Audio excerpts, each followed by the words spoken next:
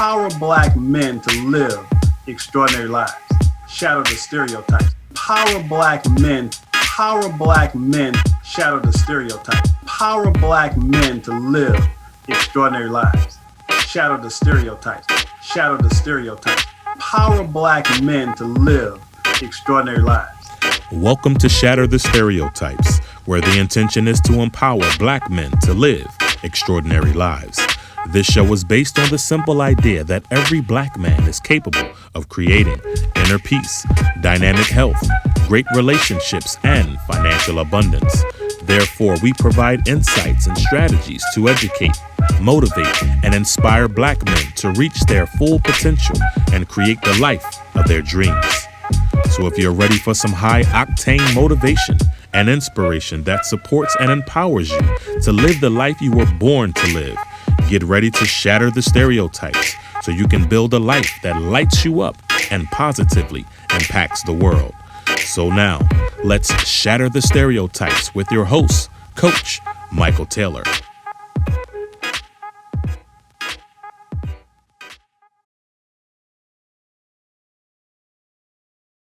Hello and welcome to Shatter the Stereotypes, where my intention is to empower Black men to live extraordinary lives. You see, there's never been a shortage of Black male role models. There's only been a lack of exposure of those role models in mainstream media. So my intention is to showcase and highlight Black men who are doing remarkable things in the world. And my guest tonight is doing just that. His name is Elliott, and he is a filmmaker who has put together a powerful new film titled Willie Die. And man, I got to tell you, I'm really excited about this film because this film is designed to help Black families heal from generational trauma. And so this film will definitely shatter stereotypes. So it is my honor and privilege to welcome Mr. Ron to the show. What's up, Ron? How you doing? What up, Doe? How you doing? It's all good, man. It's all good. So, man, so glad to have you on the show. Again, you're the type of person that I created this show for, because we all see all the negative stories of Black men in society. And when I see brothers like yourself that are doing some remarkable things, we've got to tell our own stories. We've got to share our own successes. So that's why I do this show, and I'm so glad and honored to have you on. So we're going to talk about your film, but before we do, I just want to start off with a few icebreaker questions. So first of all, tell us where you're from. Well, I'm from Detroit, Michigan. Okay. Born and raised. Attended school here. Graduate of Michigan State University as well. So, yeah, I'm a Michigan guy. There you go. The green one, not the blue one. There you go. Now, tell us a little bit about your family, whatever you feel comfortable sharing. Well, my wife and I just celebrated our 17th wedding anniversary on Christmas Day. I have 4 beautiful daughters, very intelligent and gifted young ladies. And, you know, we're like everybody else, man. We're working on making it and trying to do the right things, you know. Well, just trying to grow and prosper. Well, once again, you're shattering the stereotypes about Black men, relationships, fatherhood. So kudos to you, my brother. So now I want you to name a woman who's inspired you to be who you are. Oprah. Oh, okay. Yeah. So you're following in those footsteps to become that billionaire media mogul, huh? Yeah, I mean, I like that Oprah didn't fit the stereotype. I mean, no pun intended, but in a world that has, you know, such European beauty standards and male dominated in terms of media and things like that, the things that Oprah has accomplished is just remarkable to have that type of influence in the world where, you know, you can make or break somebody's life. You know, I mean, it's very powerful to see that somebody can say, hey, you know, you should buy this book. And now that author becomes a bestseller. And so, you know, one thing that I'm into is helping people prosper and live their best version of themselves. So the fact that she has that kind of power and influence, it inspires me, because I would love to be the person to say, hey, watch this show. And I just gave somebody an audience that changed their lives and the trajectory of their family. So yeah, definitely Oprah. Yeah, I'm a huge Oprah fan myself. Matter of fact, one of my intentions that I've already said is one day she's going to interview me on her Super Soul Sunday show. Nice. That's one of my goals and intentions. So now with that being said, now name a man that you look up to. Malcolm X. Okay. Obviously that's pretty obvious, but tell me about it. I believe I just resonated with his story and his path. With him being native to my town, my area, Detroit Red was his name, but he lived a hard, fast life, and he was able to change, and he wasn't stuck in his ways. As he changed, he continued to progress. He started out in the streets. He went to prison. He came back reformed. He was very rigid in his reformation. And at some point, he recognized that rigidity was limiting his spirituality and his growth. And I just personally resonate with that storyline because it's very similar to my story. Nice. Now, if you were trapped on an island for 30 days and you could only take one book with you, other than the Bible, what book would you take? That is a good question. I would say right now, if I had to take one book with me and it couldn't be the Bible, I had 30 days to read it, maybe 48 Laws of Power. Ah, nice. Good one. Yeah, maybe 48 Laws of Power. Now, as a filmmaker, I know you apparently love movies. So name one of your favorite ones. One of my favorite movies, in most recent times, Black Panther. There you go. Love Black Panther. Definitely one of my favorite movies. If we're going old school, it was just on TV the other day. I love The Godfather. That's also one of my favorite movies. So love those gangsters. Yeah, and of course, Star Wars is always cool. I see you got Yoda back there. I love Star Wars too. So huge Star Wars fan, dude. Yeah. When I was 17, 1977, when the movie first came out, I saw Star Wars in the theater 21 times. Wow. I couldn't stop you're watching. A huge fan. Yeah, you're a huge fan. Huge fan. I just watched Boba Fett the other day. It was pretty good. There you go. It's on my list to start today, actually. There it is. Now, if I gave you a magic wand and you could create anything your heart desired, what would Ron Elliott be doing 10 years from now? I'll be making movies. I found that filmmaking checks all the boxes for me. It allows me to use all my gifts and talents and to stretch my imagination. So I really plan on doing this for the rest of my life in some capacity. Fantastic. So, as a man who happens to be Black, are you optimistic or pessimistic about the future in general? Where do you fall on the spectrum between optimism and pessimism for the future? Well, in general, I'm a pretty optimistic person, right? I mean, I take life as it comes, in terms of just reality and dealing with whatever happens. But I'm one of those people that I believe in the law of attraction.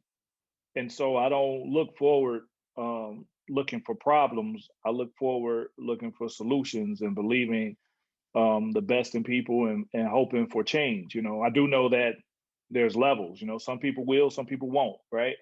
But at the speed that information is moving and how people are able to connect, I'm optimistic that the world is getting better. When I see the children, when I talk to children, when I have tough discussions with quote unquote white people, I see growth, and I see growth for all of us. So I'm fairly optimistic right now in terms of people. Technology, I'm a little scared of, but people, I'm all right. There you go.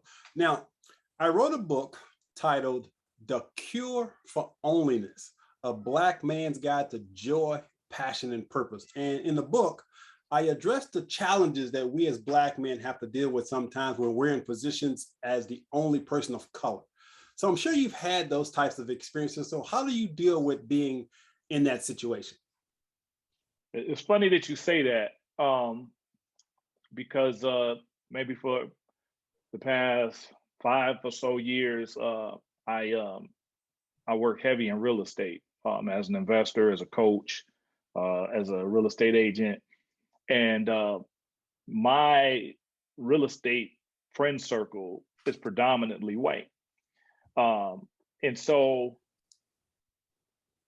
it's challenging sometimes because I have to watch what I say, like, but at the same time, I'm always myself. So there's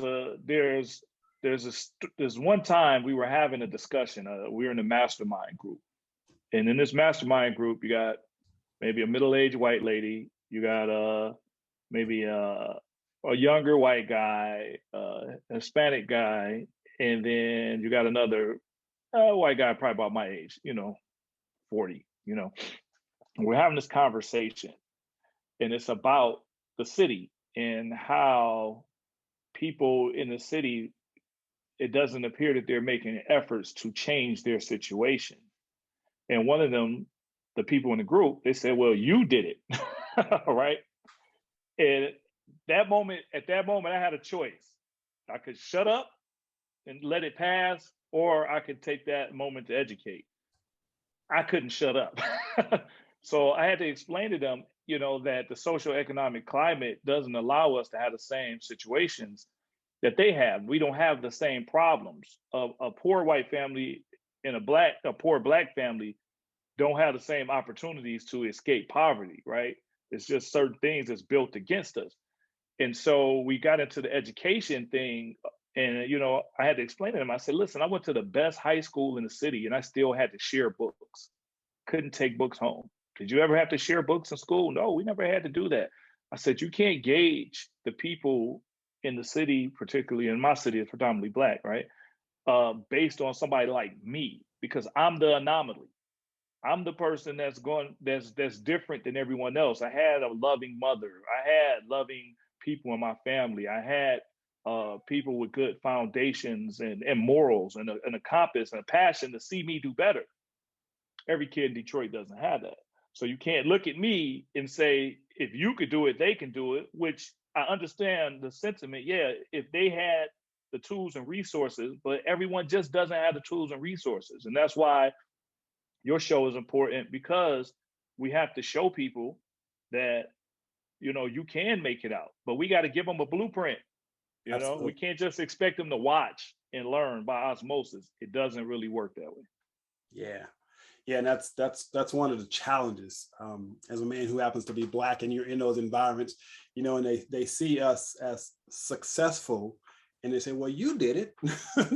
That's kind of the fallback, collectively. Yeah. White people fall to, well, you did it, So, yeah. But yeah, I hear you, man. But again, that's why I do this show, because it's really about exposure. We have to expose ourselves to people who have, quote unquote, made it, if you will, and be willing to learn from them, be willing to take their advice, to follow their examples. And so once again, that's why I think it's so important for your film like yours to put our stories out there, to put our messages out there so that we can see ourselves. That's pretty powerful. So let's talk about your film, but I want to read a quote from your website, because it really struck me. And it says, it has been most Black people's disposition that the oppressor or the system has been our greatest enemy, when in fact, we have become our biggest foe. Lack of self-knowledge and power have slowed African Americans' growth. Many in the Black community believe that solutions to our problems can be solved mostly by economics. However, the truth is that our problems start with programming. We must identify the trauma that has informed our life and kill it at the root so that we can heal. Now, those are some pretty powerful words, and I couldn't agree more, because in order to change the programming, we must be willing to understand the impact of trauma on our emotional, psychological, and spiritual well-being. And one way to do that is by engaging in conversations like this and by creating content like Willie Die. So let's take a look at your trailer real quick, and then we're going to jump into this conversation. Let's get Every person in the world has a problem to solve, right? My problem to solve was to give the next generation a better opportunity than I had. Black and gifted, but I didn't act right. Home life shifted. My papa on a crack pipe. My father was a pimp and a drug pusher. I did not know my biological father. My dad was a Ford Motor Company guy for 38 years. Everything that I've done has something to do with things that I've seen my father doing. I don't want to pass my negative thoughts or my dispositions on my children. I want them to have freedom to think for themselves. I'm standing on my principles. I don't want to teach my kids hate. You can't shape adults. You know, adults have to want to change themselves. But children, children, you can shape a child. Plot twist.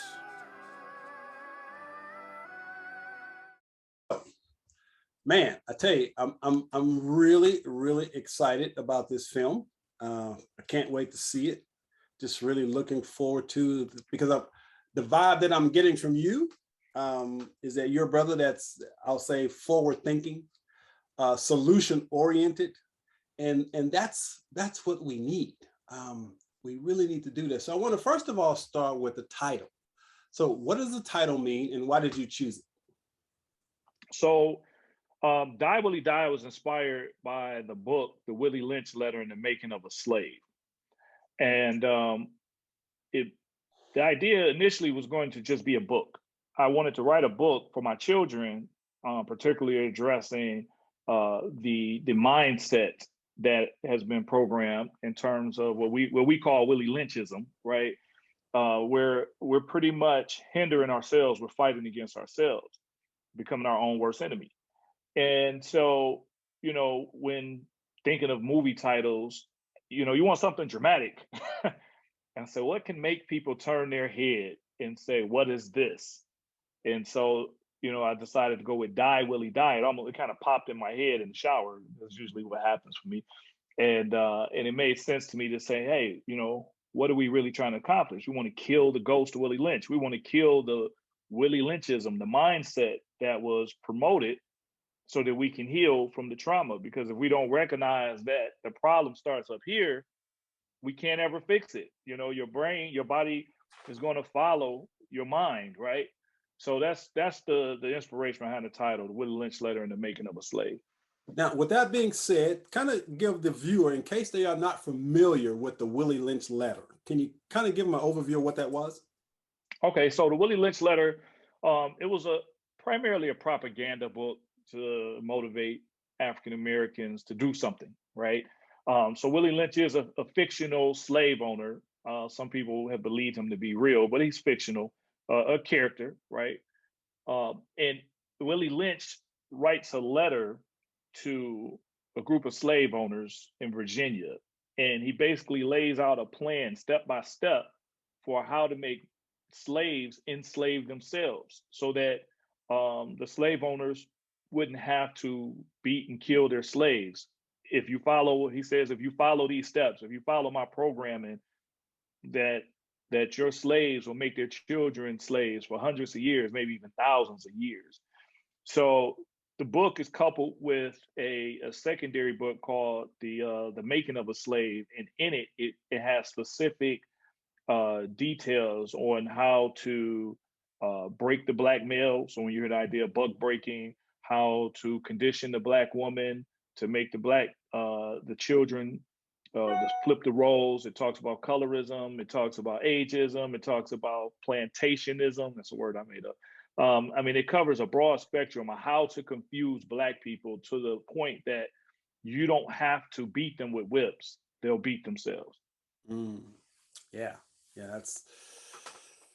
I love the title, because we definitely have to kill off that mindset, that Willie Lynch mindset, that programming that you were talking about. But I'm really curious. You said it initially started off as a book. Yes. And yet you decided to do a film. So did you go to school for filmmaking? I did not. So what happened is, so I've written two other books. I have a book called Get It, The Go-Getter's Playbook, which is primarily a motivational book. And then I have a book about real estate called Get Real. And that's just a basic introduction to real estate, helping people understand how real estate works from an investment standpoint. During COVID, as I was sitting in my house and couldn't go anywhere, I realized, people don't really read books as much as maybe I would or someone else, the people that need to know the stuff, right? So that's kind of what inspired the movie. So once I decided to make it a film, I went and took a class, just one class to understand filmmaking and documentaries and things like that. And I did all the hard work, the proposals and concepts and budgets and everything. And then I'm fortunate to have a massive network of extremely talented people. And so I sent the proposal to two friends of mine who are both Emmy award-winning producers and directors. And so I knew that one of these guys would do this movie. And I kind of figured which one would do it because he had another movie similar in energy. And so he saw my package and he decided to pick it up and help me. So from there, I believe in get the people that do the work, right? Find the people that know what they're doing. So once he came on board, I reached out to, back to my network. So I have a Grammy nominated a composer working on the score and, all kind of successful people in the cast. These guys are awesome. I appreciate their time and effort to making this happen.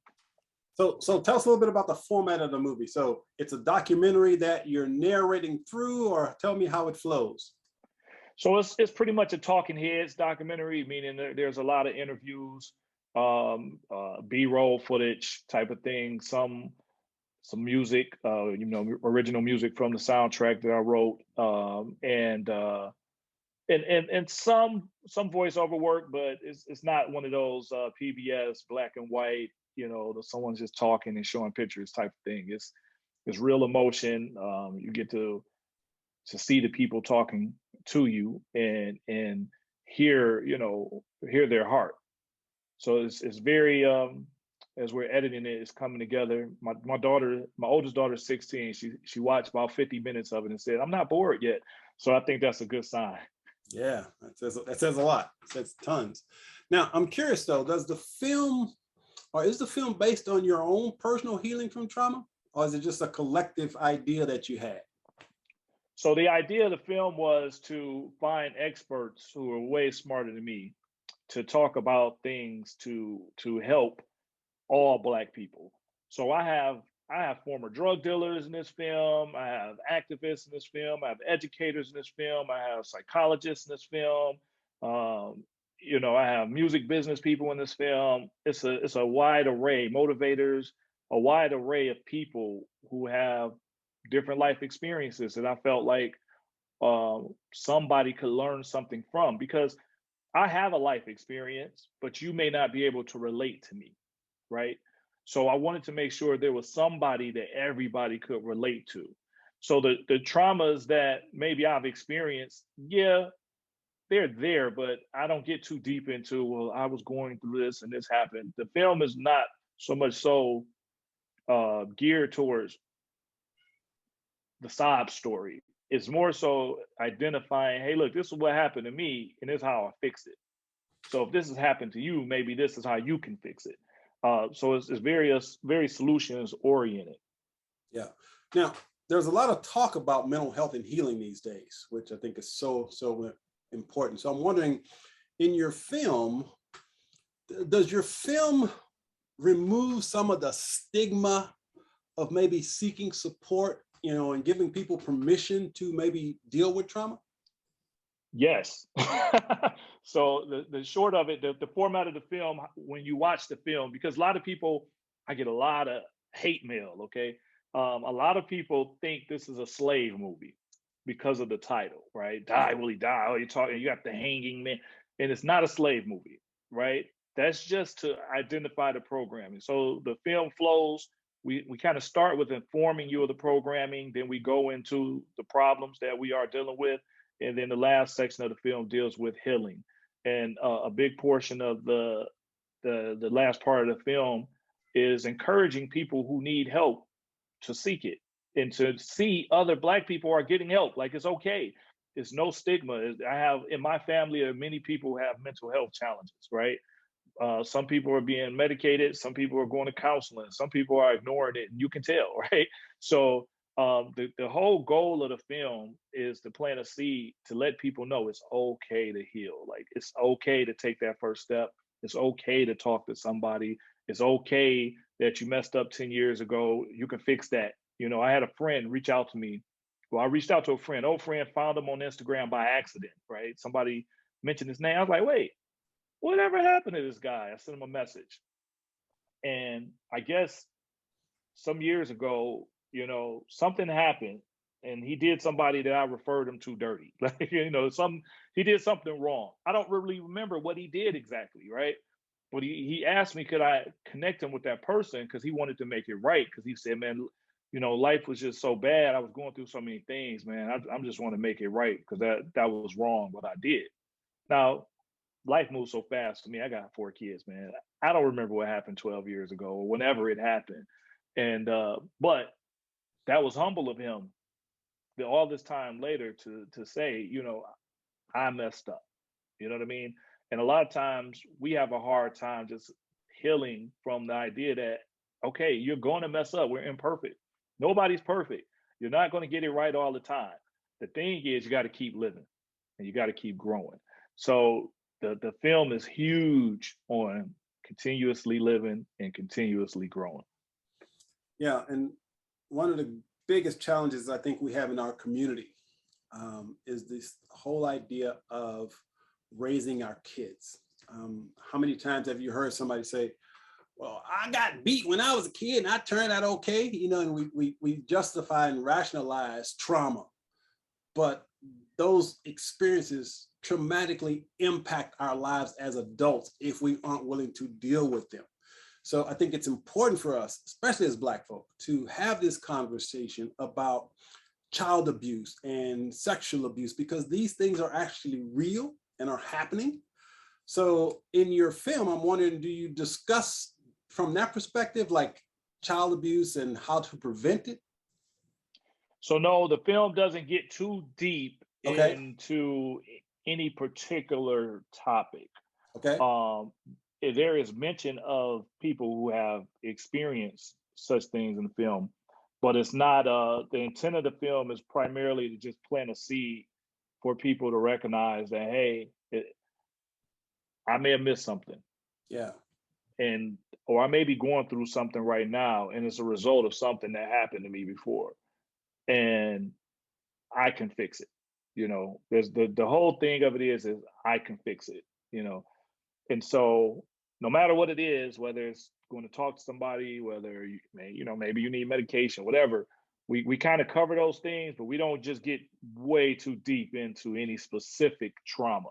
We just mention the ideas of the traumas, and the individuals interviewed, they discuss whatever traumas that they chose to discuss personally, or how they understood it from a intellectual perspective. So I'm curious, as you were putting this together. Now, you're the writer and a director. Are you the director also? I'm a little bit of everything. So I'm primarily I'm the writer and producer. Tamajian Jones, I would credit him as the director. That's who, you know, I may provide some direction, but he's the professional. Gotcha. You know?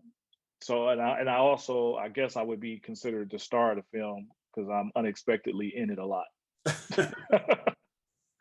So with that being said, I'm wondering, were there any parts of the film that were difficult to film for you?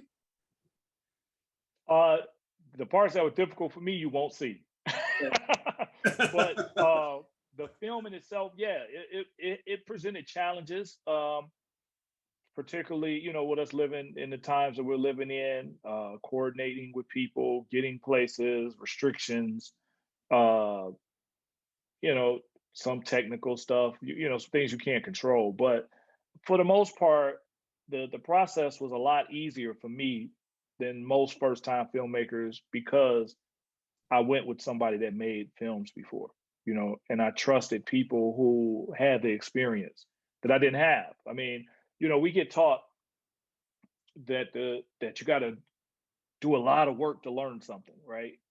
And if you're going to be a sniper, you probably got to shoot a lot of shots, right? But if you're not a sniper and you need sniper work done, hire a sniper. You still get there just as quick, maybe quicker, right? So that's what I did. So we did have challenges that, just you have budgetary issues, you run out of money, you got to find money, you risk your life savings. I mean, you do everything necessary to compete, to get something of quality out that's going to last a lifetime. So yeah, we had challenges, but nothing so much so as maybe other first-time filmmakers. There you go. Now, this show obviously is targeted to Black men. And my emphasis, my area of expertise, if you will, is the changing roles of manhood and masculinity in society. And so if we're going to talk about trauma, it's important for us as men to be willing to address and look at how the programming, if you will, of what it means to be a man is instilled in us at a very early age. So when I look at you and I see you and you talked about your wife and you talked about your kids, how much your daughter, your beautiful daughters and everything, what I see is a man who's taken some time to kind of reflect on the importance of fatherhood and having great relationships, having a great marriage. So in your film, does that come across also? Do we talk about the importance of relationships and fatherhood and children? Yes. So a great part of the theme of the film is about relationship, and about, the whole motivation is about being a better father. And when I talk about that a lot in the film, for me, I grew up, I had men in my life, but none of them were whole. None of them were complete. So I had to piece things together to try to figure out what manhood was, right? And I didn't do that good of a job. But as I got older and more mature, having my first child really, really, really, really accelerated, that learning curve, because I wanted to make sure that my kid didn't have the same childhood that I had. And not to say that my childhood was the worst childhood, but it wasn't easy, you know what I mean? And it was very scattered. My father had his struggles, my stepfather had his struggles, my uncles. I grew up following teenagers, you know what I mean? My older brothers. And so, my understanding of life was through people who had no understanding of life.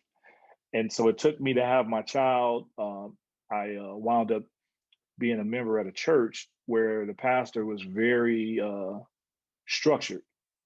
And I credit him to this day for really helping me understand how to put it all together, like how all the pieces fit to be a husband, to be a leader, to be a father, to be a business person. Him and another pastor who passed away. But they really helped me figure out what this picture looks like, along with me looking back at what I had and not wanting my kids to have that. So that really helped me shape the way that I parent, even, the way I relate to my wife, are you married? Yes. So, it takes time to learn people and learn each other. And it's always learning. It never stops. People look at the picture and they say, oh, wow, you had a beautiful family, you guys. And it's like, yeah, we fight a lot. It's a lot of imperfections you don't see in a picture, right? Right. And that's why the film is important, because this film is not just my pastor. The name's Pastor Johnson. He used to say that he's talking about the blessings of God, right? No matter what your faith is, just the idea that you can be blessed, right? And he used to say that we are the funnels, right? That God pours the oil inside of us and we're supposed to be the funnel to receive it. But the blessing is not for us The blessing is to go through us because it's for somebody else who needs it. And we're just the vessel. And because we're the vessel, we get to taste the first fruits of the oil, right? Because it touches us first, right? So that's the movie. The movie is just as much healing for me as it is for somebody that's going to watch it. I'm learning things from watching the movie. At the same time, you're learning it, even though I'm a part of the process, right? So it's the whole thing is about us like going on this journey and finding that destination wherever we're supposed to be. And that's, for me, fatherhood is a continuous lesson every day.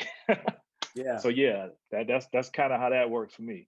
Yeah, it's interesting because I possibly had the worst childhood a person could have.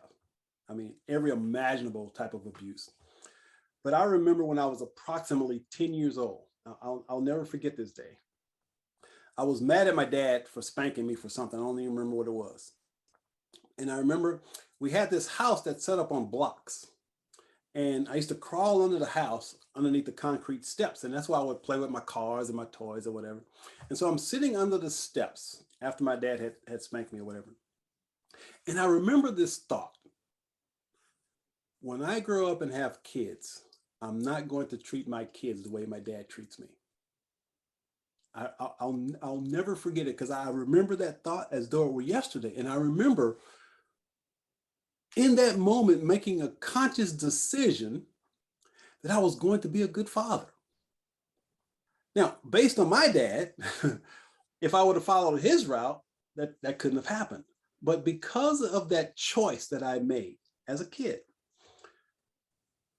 when I had kids of my own, I knew I didn't know how to be a good dad because my dad wasn't a good dad. So what did I do?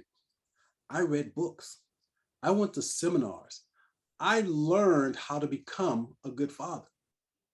And so one of the guys that I actually credit to me being a great father was Cliff Huxtable. I used to love The Cosby Show. And as I watched Cliff Huxtable on that show, I literally modeled him as a dad. And so I say all that to say for the men who are watching this, being a great father isn't genetic. It's learned behavior. Any man can become a great father, a great husband, if he chooses to. And that's the reason that I write. That's the reason I do my seminar. That's the reason I do this show, is because I know that if a man wants to learn, no one can stop him except himself. And so it is absolutely critical for us as Black men to be willing to learn how to be good fathers, to be good husbands, and to create what I call extraordinary lives, because I know that it is absolutely possible for us to do so. And so as I listen to you and I'm kind of reflecting on your journey and what you've overcome and what you're doing now, see your confirmation of what's possible for us as Black men. So with this film, tell us a little bit about, first of all, how can people find it? Let's talk about that. How can people find it and access it? Okay, so the film can be found at diewillyfilm.com. And there you can learn more about the film, but you also can get exclusive access to a one-day screening. We're doing a one-day screening. It's a private screening. It's online. And you can get access to that screening. It's going to be on February 5th for Black History Month. For Black History Month 2022, the theme is Black wellness. So we thought this would be a great time to get a screening out, to let people see it, get some feedback, and hopefully start the revolution, start changing some lives. So that's where we are right now, diewillyfilm.com. And so that's the initial screening. And then after the screening, is it going to be on Netflix or where's okay. it going? So we are in talks. We are in talks about distribution. We haven't made any decisions yet, right? Okay. So we may self-distribute. We may distribute through a distribution company, but we also are getting tons of requests for live screenings. So it just kind of depends on how it flows after February. You know, we'll make a decision. We're not in a rush.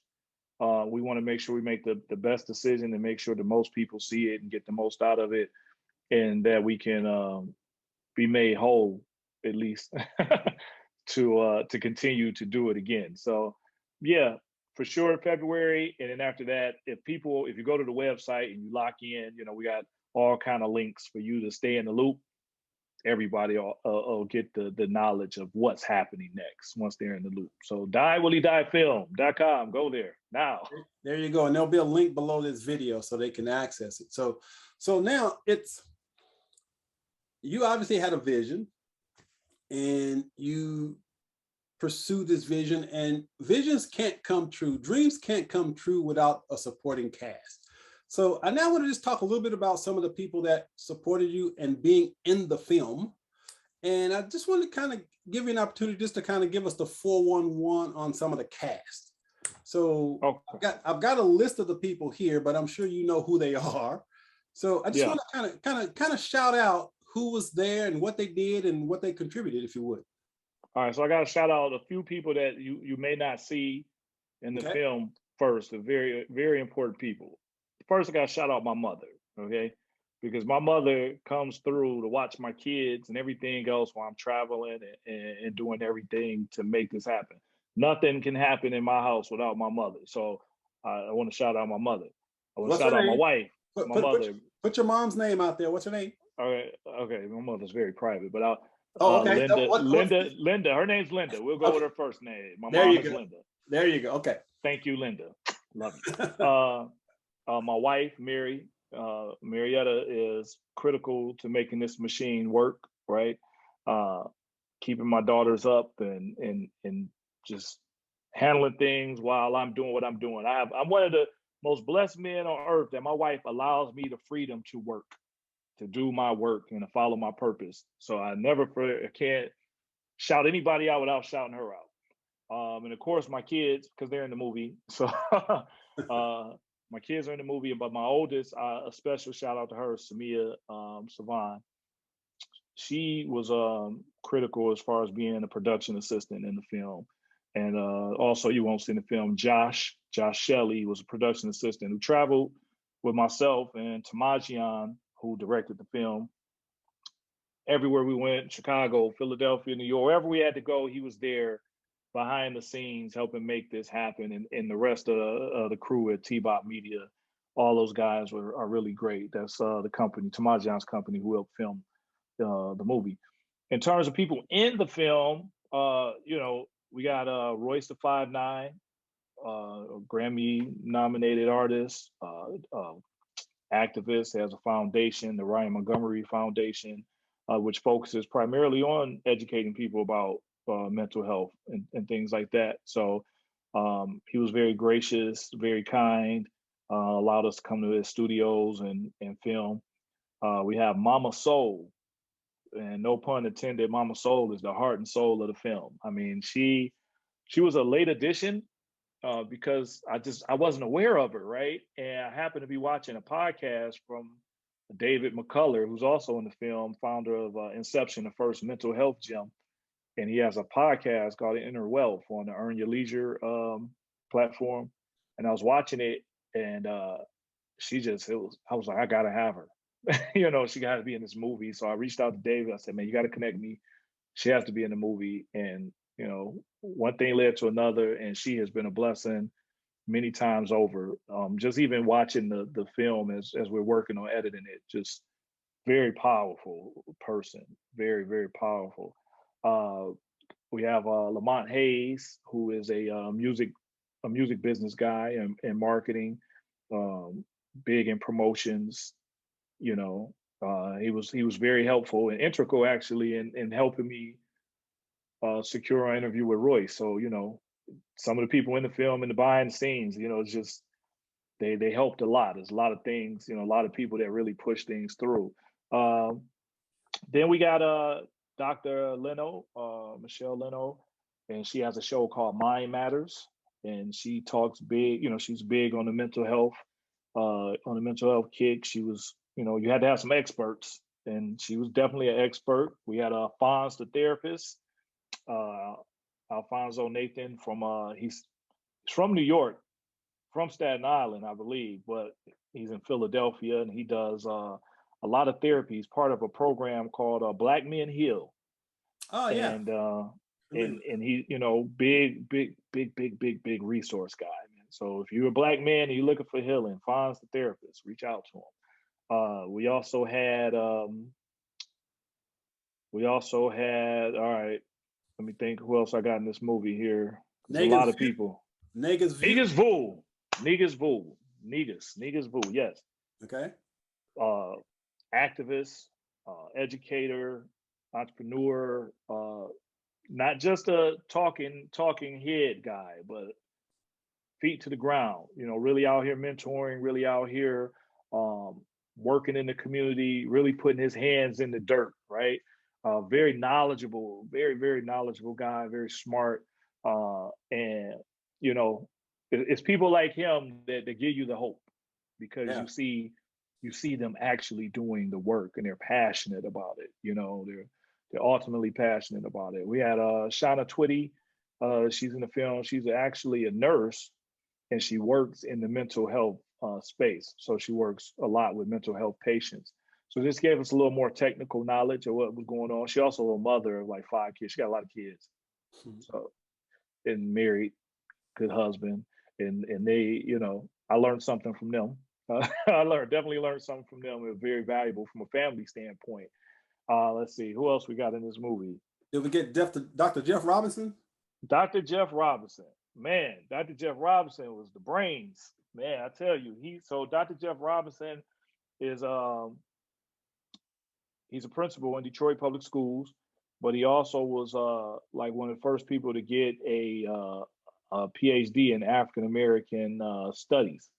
So a very knowledgeable guy, very intelligent. He's a pastor as well of a church, and very, very good and knowledgeable guy. And works, like I said, he's in the Detroit Public Schools, so he's fighting the good fight of faith every day there.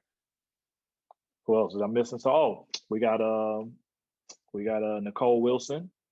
Nicole Wilson is the wife of Jason Wilson, who is the author of what's the book he just did? It's about crying. Jason Wilson, look him up. Cave of Adullam. The name is going to come back. He got 2 books out. Battle Cry is the last book that just came out. Oh yeah. Battle Cry, yeah. So Nicole, that's his wife. She runs their nonprofit, The Union, which I've been in partnership with for many years now.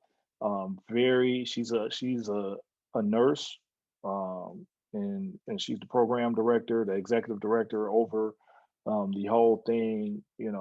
Highly intelligent Black woman, strong Black woman, great leader. She takes care of her people. She was definitely a blessing in being part of the film. Beautiful family. She was very integral in the movie. And then I feel like I'm missing somebody. Is that everybody? Did we mention Don Adams already? No. See, yes, so many people, man. I'm not sleeping. So if y'all, I'm not forgetting y'all. I haven't been sleeping. I've been editing like 18 hours a day. But Don Adams, man. Don Adams is an OG from Detroit.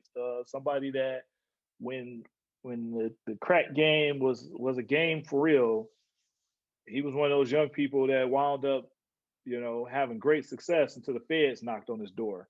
And total life change and reformation, man. This guy is very, very, very, very powerful, successful. He added the street element to the movie because this movie is for all Black people, right? So there are people that's going to relate to Don that's not going to relate to David. There's people that's going to relate to David that's not going to relate to Don. People go, and so I wanted to make sure you saw it from every angle. So you have no excuses to address your programming, right? You know what I mean? Because you'll never do what this guy did, I promise you. Right. And he's somewhere where you want to be now, and I promise you that too. And then I think that's everybody that's in the movie cast-wise, right? Yeah. We didn't miss anybody. But there are also a couple other people that really, two other people I really got to shout out that were influential in helping me make this happen. One is a good friend of mine, Dennis Reed. He's a filmmaker as well from Detroit. He does a lot of movies. Not these type of movies, but a lot of movies. And he would just open book. Any question, anything I needed to know, he had an answer. Anytime I had to talk to somebody, he'd pick up the phone. You know what I mean? Actually, a couple more guys. I got a couple more guys. I'm sorry. Then I got to shout out my guy, Brandon Lee. When I was running out of money for the movie, Brandon helped me figure out how to get the money. So you can't never forget the money, man. There you go. Never forget the money, man. I got to shout him out. He really came through in the clutch for me. A couple other filmmakers from Detroit that have been helpful for me is Darren Brown. Also, I Am Legend. I'm thinking that's the name the guy goes by. I don't want to put his real name out because the stage name is I Am Legend. He knows who he is. But yeah, been very, very helpful, man. So it's been a lot of people. It's been a community effort, and I'm sure there's a bunch of people that helped me in crowdfunding a little bit and everything else. So I mean, I could list people's names for days, but they'll be in the credits. There you You'll go. be able to see them. Well, with that being said, I want to now give you an opportunity to summarize, if you will, why should people see your film? Well, if you're a Black person in America, you should watch Die, Willie Die because it's going to help you.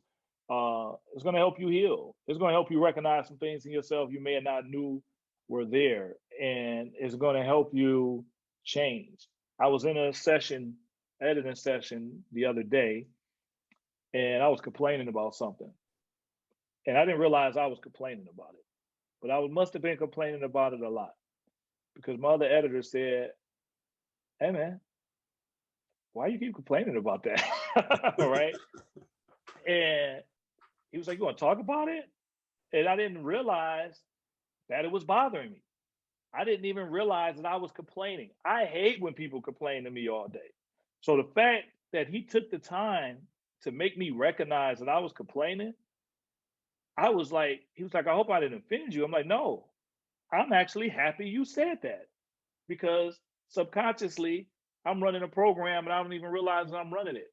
But now that you bring it up to me, now I have to address it.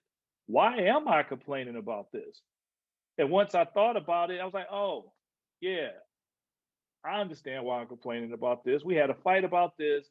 I'm still holding on to it and don't realize that I'm holding on to it," right? And that was like the biggest moment of healing for me in just a small conversation, a 10-minute conversation, just boom, life got a lot better for me. My chest felt a lot less heavy. My shoulders didn't feel that burden. So that's what this film will do for you. It'll help you recognize your programming, get the traumas out, get it out of your system, and start moving towards healing yourself. So that's why you should watch Die, Willie Die. Awesome. So last thing, final words of wisdom you'd like to share with the audience. Build a home, teach a class, start a revolution. You want to change the world, start with yourself. And as you make those changes with yourself, there are people who are watching, they're learning, particularly your children. But even people who may not be your children are watching and learning. And as they learn, they're going to start the revolution. So start with yourself. You're the home, build it. There you go. It all starts with you. Well, Ron, man, I just want to say congratulations on your upcoming film. I will definitely be posting it out on my social media channels as much as I can to help support it because it's definitely needed. And my friends gave me a nickname. They call me Michael Happy Ass Taylor.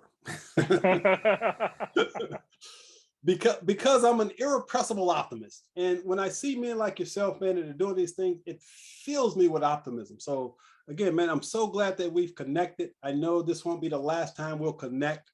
Again, I wish you continued success in all of your endeavors. I just want to say thank you for joining Shatter the Stereotypes. Thank you. I appreciate you. All right, man. All right, so this has been another episode of Shatter the Stereotypes. Remember, you got to check out this film. I can't wait for the premiere. Matter of fact, I'll be writing a review of the movie. So get ready for that, Ron. Get ready. I'm gonna write a review after I check it out. So anyway, we'll see you guys next episode. Take care. Have a great weekend and Happy New Year. Take care.